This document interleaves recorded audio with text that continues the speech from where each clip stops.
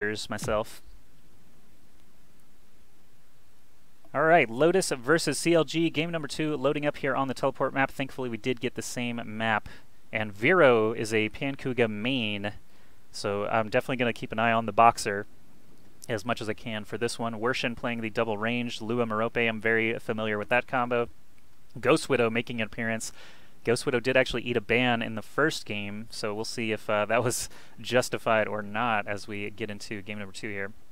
Starting out, Lua Merope, Arami. Yeah, make your switches now before the match begins, because after you jump down, it's going to be that cooldown triggered, and well, actually right now the cooldown's triggered, so V-Ring is not going to be available for 8 seconds. Arami 5 seconds over here. They just get right into the action, taking the teleporter off of the spawn together and trying to force the fight here. This is a Ghost Widow skin that you're seeing here, so she looks a little bit different than maybe you've seen in the game. This huge purple swirling cloud is an AoE damage over time, basically, that does ticks. So if your teammates are near you, they will take damage as well. You can see just a slew of abilities flying out there from both sides, but the blue team is cornered here. They're going to have a couple of people jump into the teleport at the same time. You can see there's a little bit of a delay from the time they walk into it to the time they pop out, so that allows the other team a little bit of time to set up and try and deal the damage. Ghost Widow's AoE is so oppressive. That is a big reason why she actually gets banned out pretty often. 1v1 is actually not even needed, but it's like guaranteed damage.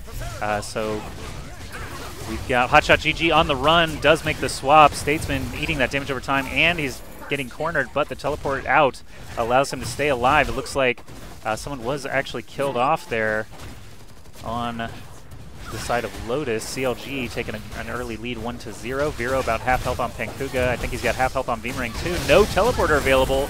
It looks like the blue player fan actually ate the teleporter so that Vero couldn't. The bound elemental, if he lands maybe 2 shots on Vero, he would have killed him. But it looks like it's not going to happen here. Unlucky that the ultimate did not get the chase, but the V-Ring arrow, it looks like maybe Merope's skill actually is what actually got that last tick of damage. Arcblade just narrowly missing HotshotGG. Nice juke there to stay alive, but the score is 1-1 now. Missile salvo going out, does not quite connect. Still looking for some kills here. Arcblade's flying out on both sides. Very, very good damage for a 3v3. Look, he got a piece of all 3 of them. Vero is on point, and there's a huge explosion. Nice combination from Vero and Wershin to take the lead now. Arcblade just chasing him into the corner. There is a teleport available. They're going to leap on over to the side here. Statesman got out, but no, Arrow did not. So Fan on his own right now is a CLG power play here, 3v1. They're going to try to jump on Fan, but Statesman is one of the best tanks at evading. You can see him just dashing all over the place there. Pankuga, also the boxer here, looks a little bit like Lucio from Overwatch, but he's got a lot of skills that allow him to avoid damage as well.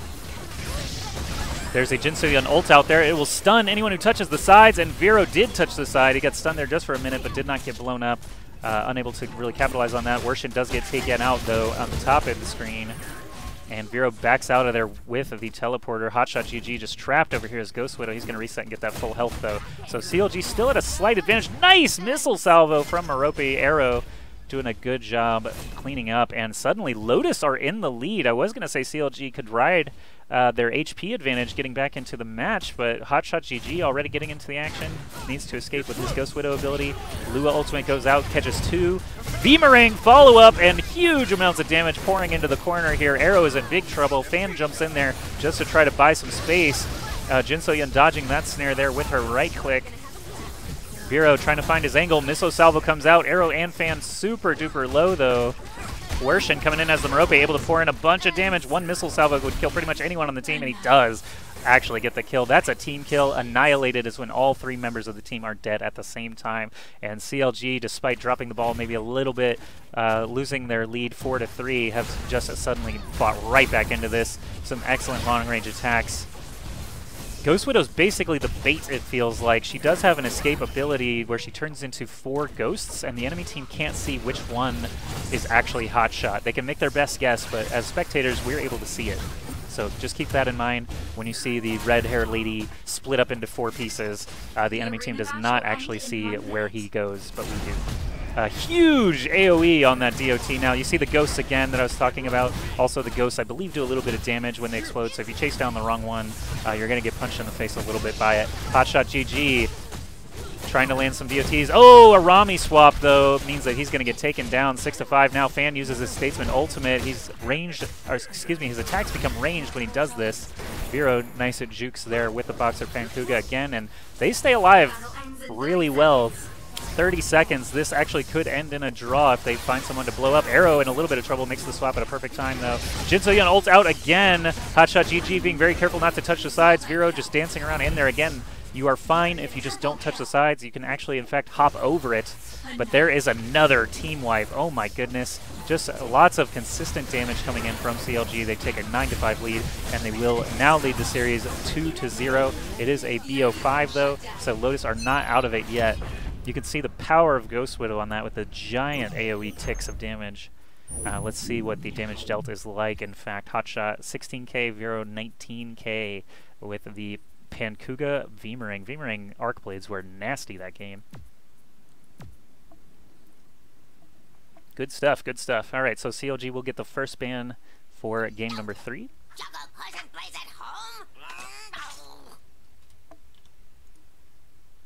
Whisper. Oh, did he tell me already?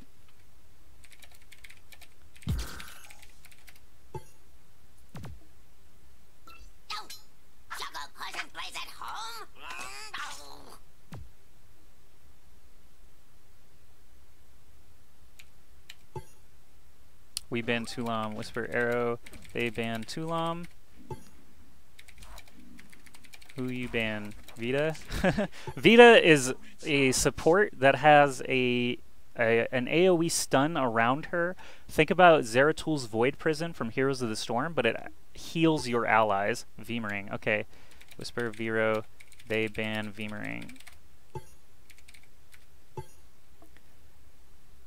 Okay, so no Tulam, no Veemering. Vita is on the table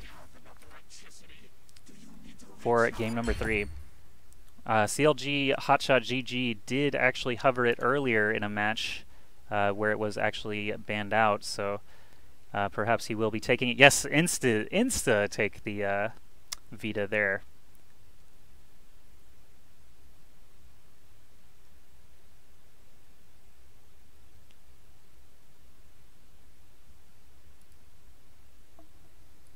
And Vita's available for both sides, so Fan is going to do it as well.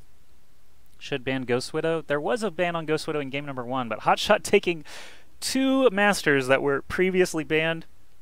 The thing is, in this game, there's a lot of really strong masters. Veemering and Tulam are really, really good just for their Arc Blade and their ultimates, respectively.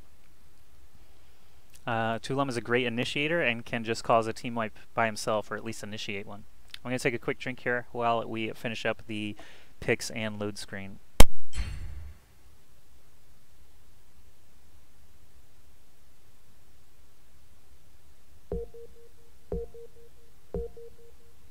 Match starting.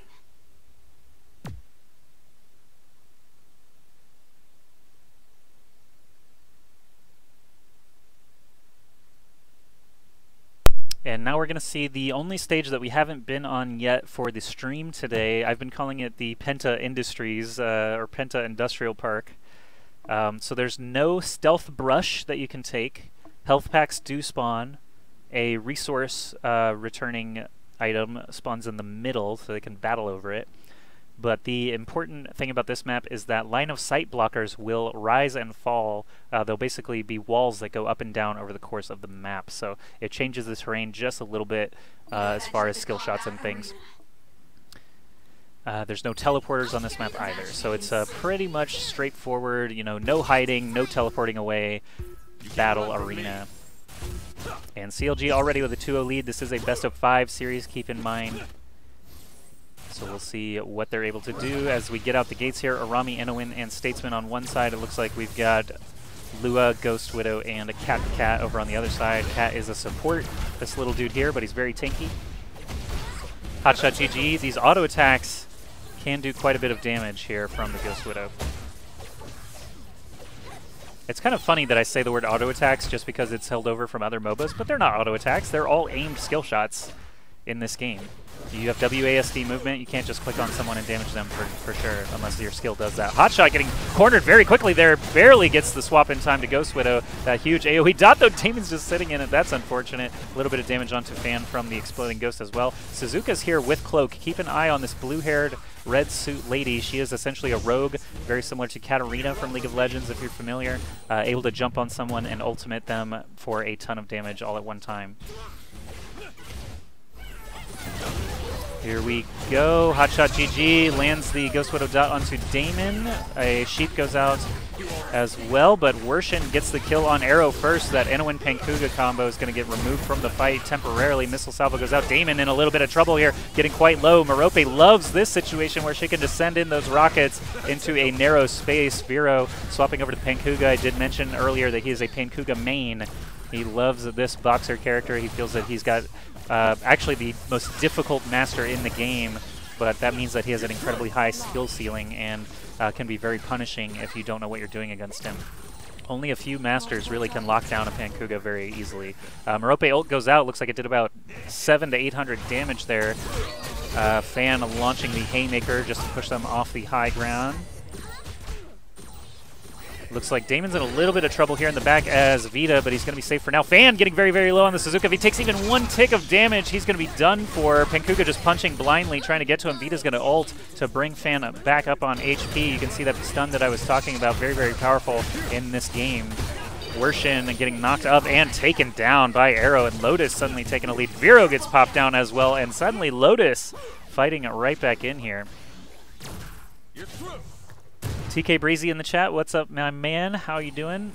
Checking out some 3v3 action with us. Arrow is going to get focused down with the Polymorph. Lots of auto attacks coming in right after that. Fan with the Haymaker tries to launch Hotshot away from the action to try and save Damon's life, but honestly, Vero with Cat the Cat and Pankuga might be able to secure the kill there. Damon's still in trouble, unable to really get to his teammates to heal them effectively, but Arrow and Fan jumping on Wershin as quick as they can. Lua has the swap over to Merope. He's got that personal shield there that absorbs up to 5 attacks. Fan eating a missile salvo as Statesman. Looks like he books it out of there as Suzuka, but who is he going to try to jump on? They're all so healthy still, while CLG is just whittling them down. Merope ultimate comes out. One guy gets the swap, one does not. Pankuga's down. Damon is still alive, but looks like Fan not really able to get anything done there, and a multi-kill coming out from CLG puts them back into the lead.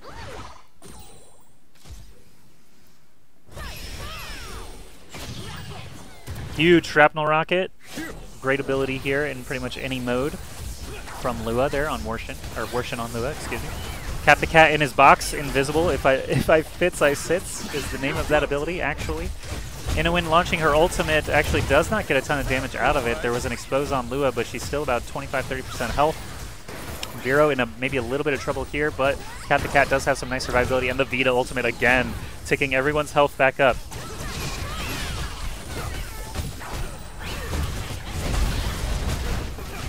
Vero getting really deep into the action here. The blue team does have quite a lot of health available. 1 minute to go, still anyone's game. Arrow extremely low on the Pankuga though, and Wershin is frenzied. 3 kills straight without a death on the Merope-Lua combo. And he is going to get focused down eventually there. They're like, okay, 3 kills, that's too many. We need to jump on this guy. He probably has no mana. And they take full advantage and blow him up. Now it's 5-5 with only 40 seconds left. If we have a draw, it is in fact a re-game, so they are incentivized to fight as much as they can to try and secure the victory here. Can be risky. Ghost Widow DOT goes out. They need to pick someone and try to blow them up in the next 25 seconds. Arrow on Inouen might be a good choice, but swaps over to Pankuga. Does have that survivability we talked about before. Damon might actually be the choice now. Super low on the Arami. Vero in the mix here, trying to get those punches out. Damon on the Vita, though. You never know if she's going to pop that ultimate. 10 seconds to go. Looks like we may actually have done a draw here. Oh, Vita ultimate looks like it is in fact going to be a draw, and that is a regame, ladies and gentlemen. Wow, I did not actually expect to see too many draws today. I've played about 40 3v3s and only had about 3 draws, so nice stuff there. But we didn't feel comfortable with damage dealt as a metric.